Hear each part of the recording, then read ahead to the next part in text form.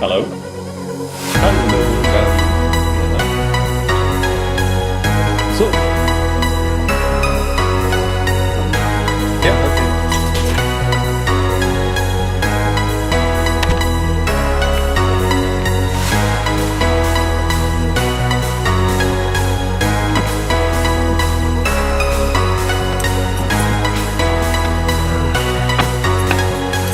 It's so freaking hot.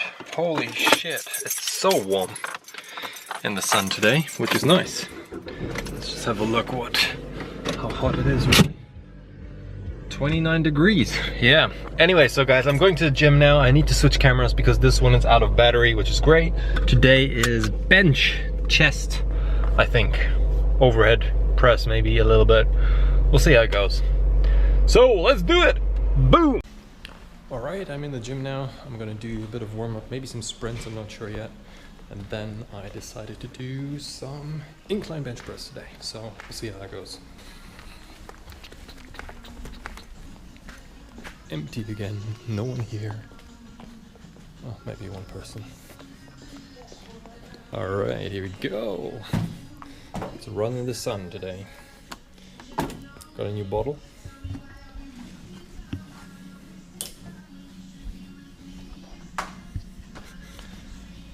I need to switch this thing on myself all the time. There you go. Alright. Key. Alright everyone, I finished now. It's I actually don't know. I'm using my heart rate monitor, can you see that?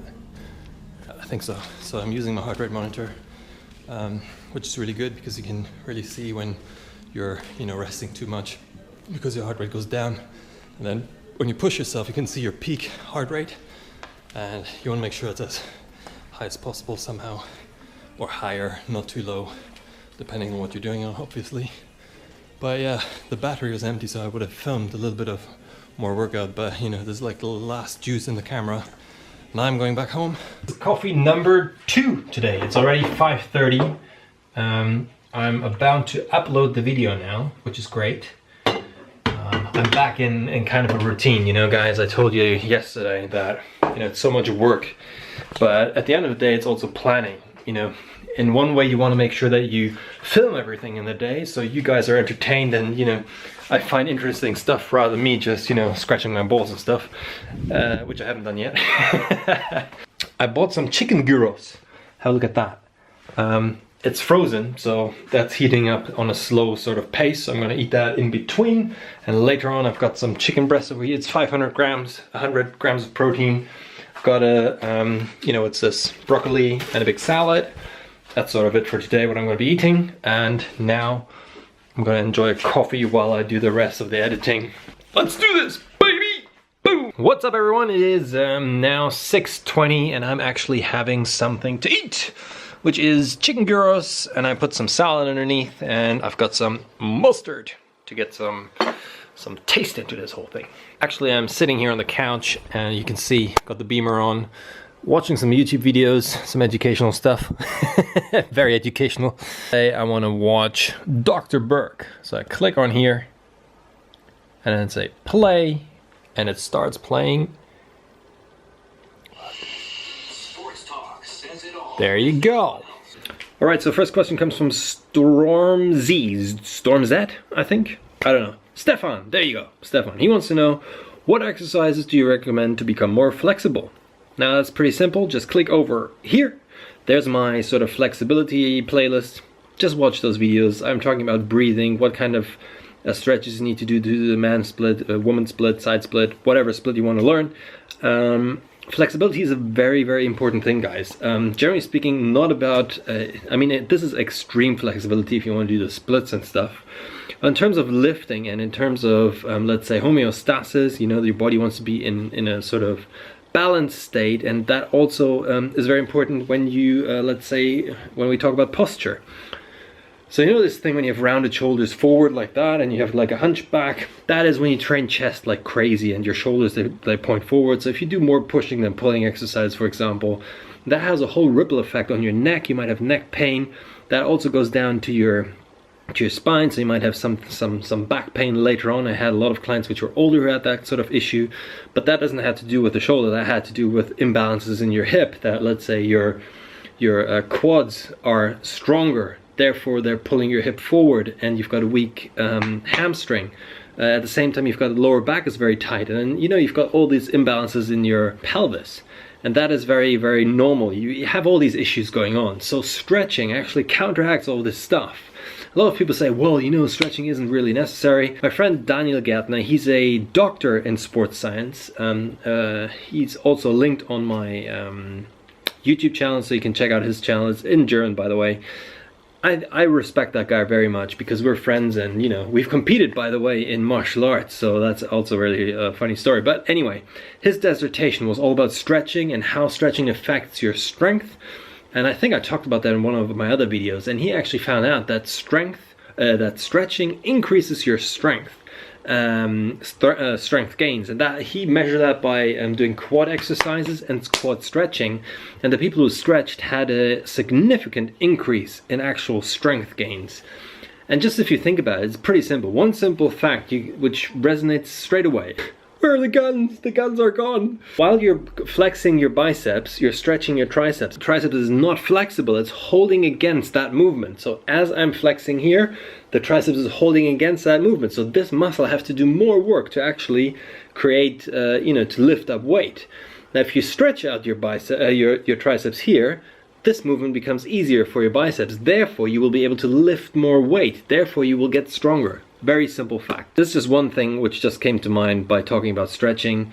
I mean, obviously, if you talk to me, I'm a martial artist. Stretching is absolutely necessary to do kicks, high kicks, you know, to do all that stuff. I mean, that's what people always are, you know, they're surprised when they see me.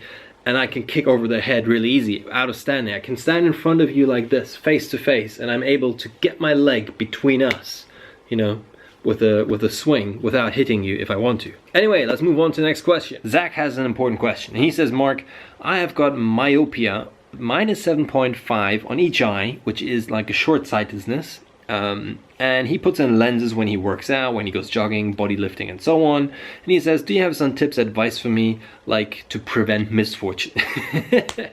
Well, I've got, you know, I'm wearing contact lenses. You guys know that if you're following my blogs, vlogs and stuff, because, you know, I remember that one time I went into a discotheque here in Germany, like a club.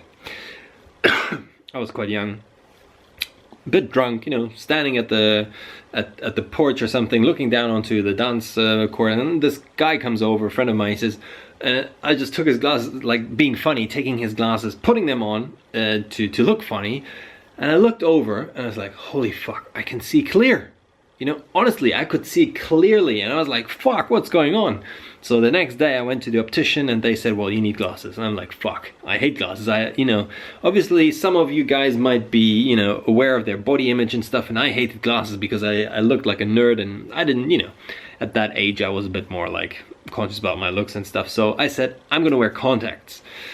Now, a good thing about wearing contacts and sports is obviously, you know, you don't have to buy extra glasses like these sports glasses, especially when you studied sports. You know, you see some, you have these plastic ones when they get a ball in their face and stuff that doesn't crack, and, you know. So I actually went diving with my contact lens, not only swimming and diving in terms of diving when you swim, actually snorkeling, you know, like diving down to like 20 meters. And when you're down there and you can't see anything in your wipe shield or whatever windshield thing of your diving mask, yeah, that kind of thing, when that gets sort of blurry, then you have to blow it out, right? And having contact lenses down on, you know, 20 meters and in the water, that's quite hard. But even I managed to do that with my contact lens. So to be honest, there's not much of advice to do. What I would say is I've been wearing contact lenses now since 20 years. And, you know, my eyes actually haven't been getting that much worse. What I do know is that I know a lot of people who have glasses, and their glasses, their eyesight has been getting worse and worse from year to year. But for me, you know, because I don't know, but I think wearing contact lenses is much better than glasses. Anyway, this is off topic, I think. It's just, you know, this is for Zach. And if you've got any, you know, eyesight problems, this might have helped you as well. So, move on. Boom. Okay, last question for today comes from Diggler, and he's saying, well, you know, I'm 6'3", so he's taller than me, but he only weighs 160 pounds. So I guess you're quite sort of small or skinny, and you know, you want to gain some weight. And he says, what's the best diet structure, ideal diet structure for gaining weight fast and as healthy as possible? Now the thing is, it depends. You know, you've got hard gainers and soft gainers and all this thing going on. And I must say, when you say as healthy as possible, what I do guess by your question is gaining weight and not fat. So gaining muscle, not fat, or at least as less fat as possible, as much muscle as you can. So the best way of doing it is your calorie surplus should not be too high. Don't go for 1,000 or 2,000 calorie surplus a day. You're gonna gain fat. You know, you can't even train that much, and muscle development, gaining muscle, is also a slow process. It doesn't happen overnight. So therefore, I would say go into a 500 calorie surplus for now. Make sure you have your macronutrient split set. You know, as I always say, 0.8 grams per pound of body weight is protein, then you've got 20% of fat and the rest is carbs. That's where you start, and then you adjust it from there. You know, it's not the ideal macronutrient split for everyone, but that's how I start with all my clients, and from there I sort of coach them, you know, forward. So that's what I would do. And then, you know, make sure you do go at least 4 times to the gym. Do a weightlifting session if you want to do hypertrophy training, getting bigger, stronger. If you don't have a gym, then you do bodyweight training, or you know, if you don't want to do any of that stuff, then you find any other sport. But you need to make sure that you get active, not just shuffling the food, because there's just very limited intensity you will put on your muscle in times of time under tension, all that stuff. So there's no way you will increase, you know, you will spike your growth hormones and testosterone, all that stuff. So you need to make sure that you at least, you know, that you need to make sure that you work out. So long story short, you should be in a surplus. You make sure you work out, make sure you get enough sleep. That's also important, because sleep will sort of recuperate all your, or balances out your hormones, all of them. It doesn't matter if you want to lose weight or gain weight. Sleep is freaking important. Trust me, guys. And don't be too impatient. This will take some time to then gain some weight. But you know, if you have a hard time eating, you know, eating that much food, let's say a 500 calorie surplus. I know a lot of people I train, they're like super skinny and say, Mark, I can't gain weight. The reason being is that they are not eating in a surplus. You know, there is no other way. You cannot gain weight. It is, you might, you know, you hear this thing, I've got a fast metabolism, all that shit. It is that you're eating less than you're burning. That's really it. So to counteract that, sometimes I say increase your healthy fats. Eat more avocados, eat more coconut oil, you know, load up on the oils, because that's something you can eat a lot of. When I mean a lot, I don't mean go over 40% of your macronutrient split, but let's say instead of 20, you go to 25 or 30% for now, and then, you know, you might be able to get that amount of calories in a day. But this is all speculative, because it really depends on you as a person. I'm not sure, this is not advice for everyone. This is how I sort of answer the question with limited information, but I hope that helped you guys. The last thing I want to talk about is my 1,000 rep challenge. I can see that people are really sort of, you know, still going on about, Mark, you know, you're misleading people because the 1,000 reps, they're gonna hurt them and all this stuff and all this shit. You know, guys, I'm so much freaking aware of that. You know, I've never said this challenge is for everyone, and I hope that this sinks in up here someday with you. A challenge is a challenge, and it was a self-experiment for myself, and everyone who watched the actual 30 days will realize that I never meant to make this a challenge for someone else. So please see, this is, you know, I still get comments all the time on these videos, which is great because it helps my channel and stuff. I just want to point one thing out, and I think, and you can correct me if I'm wrong, but I think I'm one of the most honest and, you know, transparent fitness person on YouTube, because I tell you everything I do. I tell you every single supplement I take, how much I take. I educate on how you should be taking it or not. I mean, I never recommend supplements anyway. And then when it comes to working out, when it comes to, you know, how to lose fat, how to gain muscle, all this stuff, I always reply to these comments myself. So it is always, even though you're not a coaching client of mine, if you ask me a question on YouTube and I have the time, I will take my time to answer it for you. Meaning, whatever question you ask me, the more detailed your question is, the more detailed an answer I will give you with the knowledge I have. So therefore, you know, pointing fingers at me will not help at all. You know, it's not like I think sometimes I'm just thinking sometimes, you know, are you actually aware of who I am in terms of my education and what kind of stuff I'm portraying here on YouTube? You know, I'm not an idiot. I studied 5 freaking years on sports university. My whole life is in sports. I'm training over 20 years people in terms of fitness, health, nutrition. So if you want help, then ask me. But don't fucking point fingers at me and leave shitty comments in my videos, because, you know, it's counterproductive for everyone. Sometimes I'm just getting annoyed when I read these things because, you know, obviously YouTube is there to have a conversation. Don't get me wrong. I do want to have a conversation with everyone here, but it needs to be on a, let's say, a certain level. You know, haters hate, I know. I'm not talking about the haters, and trust me, I get a lot of that. I'm talking about the people who have an opinion and are able to formulate that in a proper sentence and not just say, hey dude, that's bullshit what you're doing there and then you're gonna fuck up everyone else. You're like, what? You know, I mean, when I read that, I just don't know what to say. I mean, I would never talk to anyone on the street like that, and I would never answer anyone who would say something like that to me. I would just ignore those people, walk past them and say, you know what, I can't help you, that's your freaking problem. If you have a qualified point and you want to portray it, please leave as many comments as you want and I will answer them. I don't know, I'm going in circles, going around. It's just sometimes when I'm doing all the, you know, the answering, I'm sitting down, I'm spending like 1 to 2 hours every day answering comments, guys. It's not just like, you know, I'm dedicated to this channel and I hope you guys understand and value that, because, you know, normally my time is really expensive and here on YouTube it's free. So please don't waste my time with comments which are absolutely bollocks and bullshit, because they don't help you and they don't help me. They waste my time, they waste your time, and they waste everyone's time. Just think about it this way. If you ask me a question, would you ask me that question when you see me face to face? Or do you have to sneak behind your little laptop and write something because you're scared? Okay? So, I don't know. That's sort of how I see this stuff.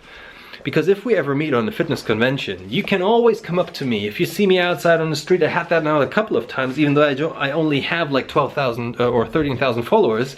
I have people come up to me on the street, say, Mark, are you a fitness YouTuber? I saw you on YouTube. Well, you're doing really well and I have a question. Can you help me?